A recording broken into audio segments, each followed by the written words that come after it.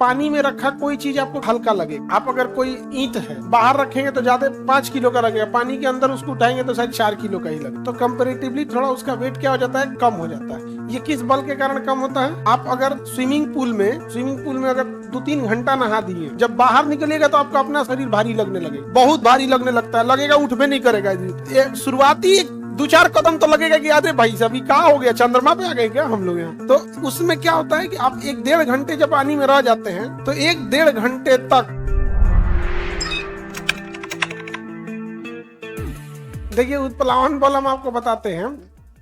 पानी के अंदर अगर कोई चीज फ्लोट कर रही है, पानी के अंदर कोई चीज है, तो पानी के नीचे का सतह ना उसको ऊपर की ओर ढकेलने का प्रयास करता है। जिस उत्प्लावन बल के कारण वस्तु के भार में कमी आती नहीं है, बल्कि कमी का आभास होता है, फील होता है कि वस्तु हल्की है।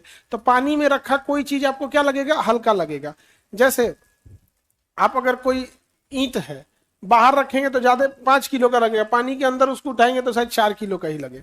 तो कंपेरेटिवली थोड़ा उसका वेट क्या हो जाता है, कम हो जाता है। ये किस बल के कारण कम होता है? हाँ, उत्प्लावन बल के कारण होता है। आप अगर स्विमिंग पूल में अगर 2-3 घंटा नहा दिए, मान के चलिए 2 घंटा तक नहा दिए, जब बाहर निकलेगा तो आपका अपना शरीर भारी लगने लगेगा।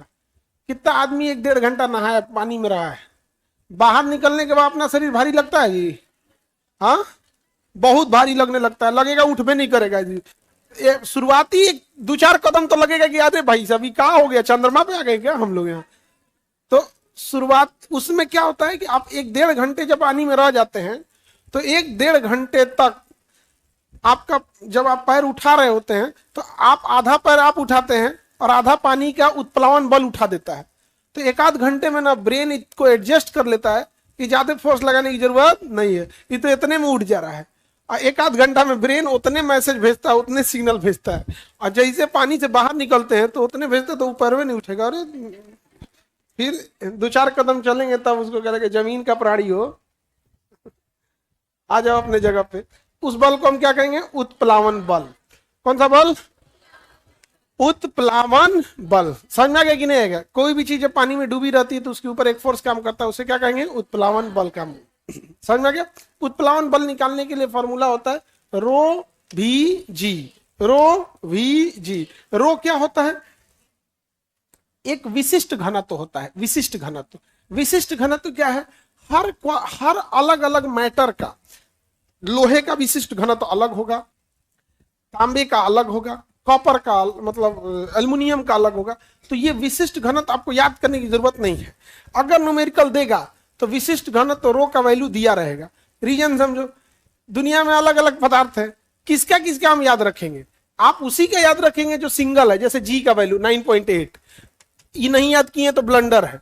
अब रो मतलब क्या भैया, लोहा का विशिष्ट घनत्व कौन क्या याद करके रखेगा? सबका तो याद नहीं रख कर सकते।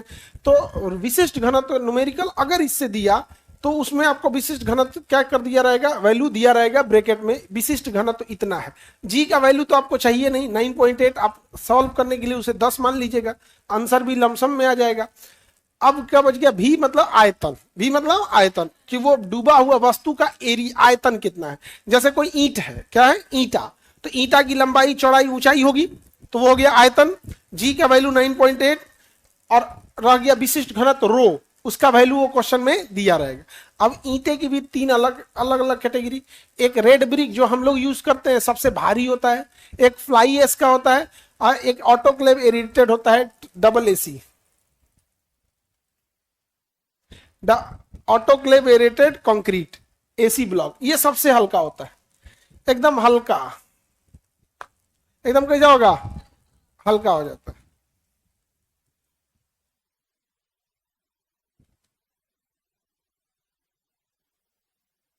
Any problem?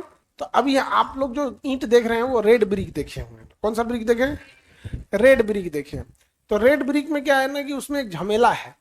एक, उसको पानी डालो, जोड़ने से पहले पानी डालो, फिर जुड़ जाए तो पानी से तरी दो, 20 गो झमेला होता है। ऑटोक्लेव एरेटेड कंक्रीट जो होता है ना, एसी ब्लॉक, वो इतना बड़ा होता है, इतना बड़ा 2 फीट का, 10 ईंटा जितना में जगह लेगा वो उतना अकेले लेता है, एकदम हल्का होता है।